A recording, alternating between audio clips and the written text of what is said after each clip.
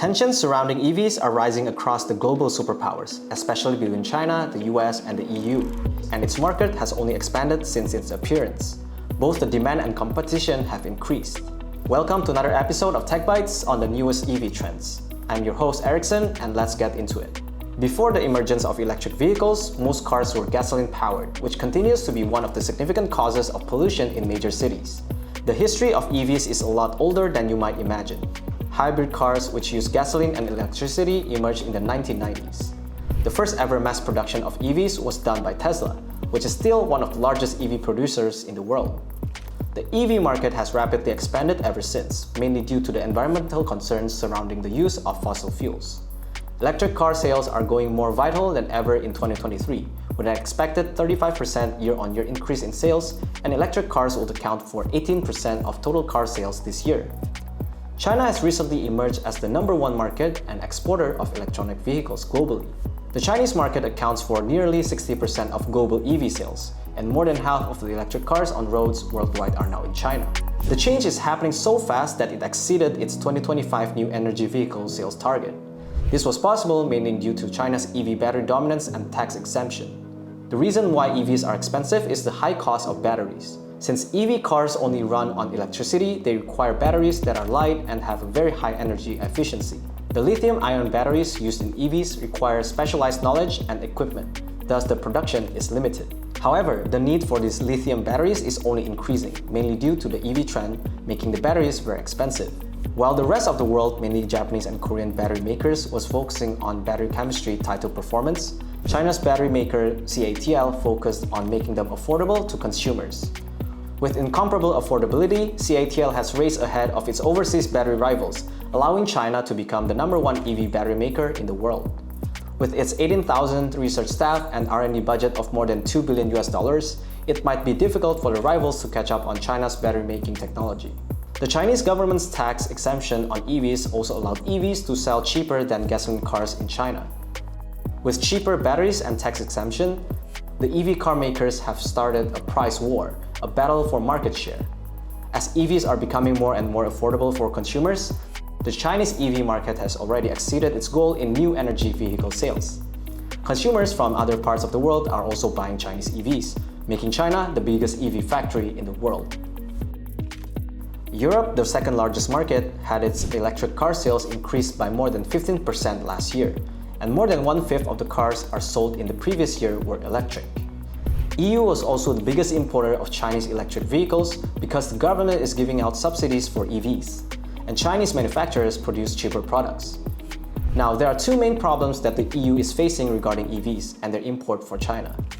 The EU has unarguably been the biggest traditional car maker in the world.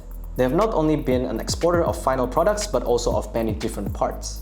While the EU has been promoting and subsidizing the production and consumption of EVs, the producers of Europe were a little late in joining the development of EVs. Due to China becoming the #1 producers of cars, especially EVs, the EU has to give up its crown as a car maker and exporter. Another problem is related to none other than security. New cars, especially many EV cars that support driver assistance, feature dozens of sensors and complex software systems. China has known the security-related issues these new cars could bring and impose strict data localization rules on Tesla, banning their cars from sensitive locations. Leaders of the EU have only just started to consider the possible security concerns that foreign-made sensor-filled vehicles could bring. Due to these concerns about importing Chinese EVs, the governments of the EU are taking action to protect their own industry and to keep security concerns out of their land. While Germany is still subsidizing all EVs, France has recently decided to financially support only those made within the EU. The US is taking a similar act. While the US is not entirely bashing Chinese cars, they're copying China's methods, imposing significant trade barriers. During the Trump era, the US imposed a 27.5% tariff on all Chinese car imports. President Biden's Inflation Reduction Act generously subsidizes EVs that meet American standards, excluding Chinese vehicles. Due to these tariffs and subsidies, it's becoming more difficult for Chinese cars to compete in the West. Although the Chinese EV market faces more difficulties, some environment experts say EV growth should be faster, regardless of who is producing it. The EV market has indeed been increasing rapidly ever since its emergence.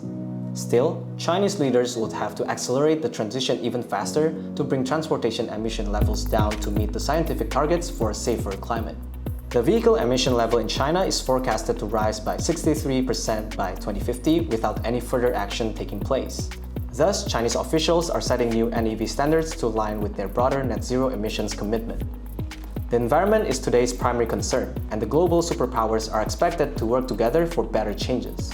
If EVs are so good for the environment and are well funded by governments worldwide, why haven't they become this popular sooner? The lack of charging points is one of the main reasons people hesitate to buy an EV when purchasing a new car. If a country lacks charging points, the car users of the country will be less likely to buy EVs. The US is an excellent example of this. This graph shows the number of cars per 1,000 people, and the US is at the top of the list with 789. But the US is only the third largest EV market, following China and the EU. The EV sales in the States increased by 55% in 2022, but they still only account for 8% of total car sales. This could be because the US only has 0.9 charging points per 100 km of paved road. In this episode, we have covered the electric vehicles trend and how global leaders are responding to them regarding the environment, security, and market. One thing we know for sure is that all countries have to show collective efforts to replace gasoline cars with EV cars to achieve the net zero emission goal for our Earth. Stay tuned on TechBites for more news on the recent tech trends. This is your host Erickson, and I'll see you in the next episode.